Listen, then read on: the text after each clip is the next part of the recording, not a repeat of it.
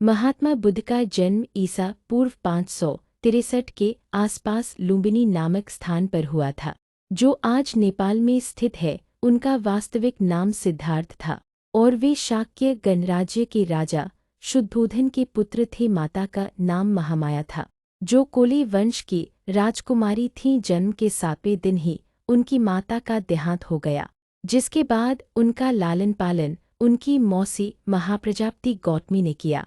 राजमहल में उनका पालन पोषण अत्यंत सुख सुविधाओं के बीच हुआ। उन्हें युद्ध, राजनीति, संगीत, धर्म आदि की शिक्षा दी गई। 16 वर्ष की आयु में उनका विवाह यशोधरा नामक राजकुमारी से हुआ और उनसे उन्हें एक पुत्र रत्न राहुल की प्राप्ति हुई।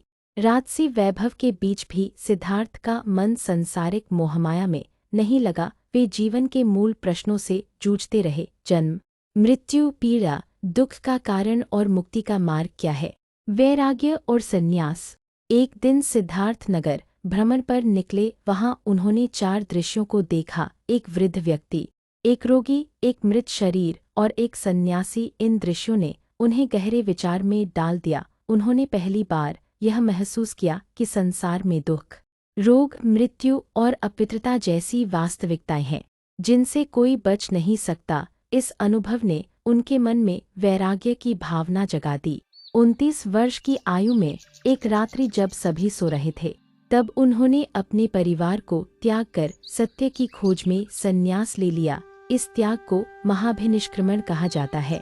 ज्ञान की खोज। सिद्धार्थ 6 वर्षों तक विभिन्न गुरुओं के पास गए और तपस्या की। उन्होंने कनाद और आलार कालाम जैसे ज्ञानी पुरुषों से योग और ध्यान की शिक्षा ली। बाद में वे उरुवेला, वर्तमान बोधगया पहुँचे, जहाँ उन्होंने कठोर तप किया। उन्होंने अत्यधिक उपवास और आत्मपीड़ा का मार्ग अपनाया, लेकिन उन्हें लगा कि यह भी मुक्ति का मार्ग नहीं है।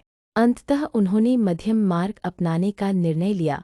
वे एक पीपल वृक्ष के नीचे ध्यानस्थ हो गए और कई दिनों तक ध्यान करते रहे। अंततः वैशाख पूर्णिमा की रात्रि को उन्हें ज्ञान की प्राप्ति हुई और वे बुद्ध अर्थात जागृत पुरुष कहलाए। धर्मचक्र प्रवर्तन।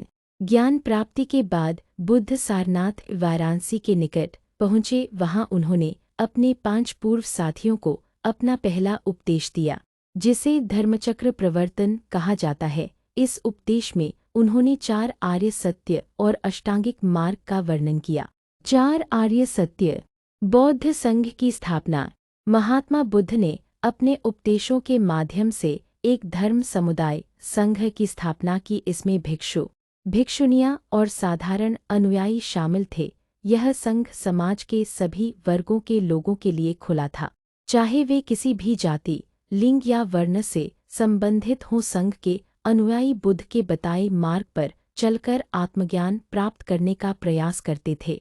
धर्म प्रचार और बुद्ध के अनुयायी। महात्मा बुद्ध ने लगभग 45 वर्षों तक निरंतर भारत के विभिन्न क्षेत्रों में भ्रमण कर धर्म का प्रचार किया। उन्होंने मगध, कौशल, वैशाली, श्रावस्ती, राजगृह आदि स्थानों में उपदेश दिए। उनके प्रमुख शिष्य थे आनंद, महाकश्यप, सारिपुत्र, मौदगल्यायन और उपाली।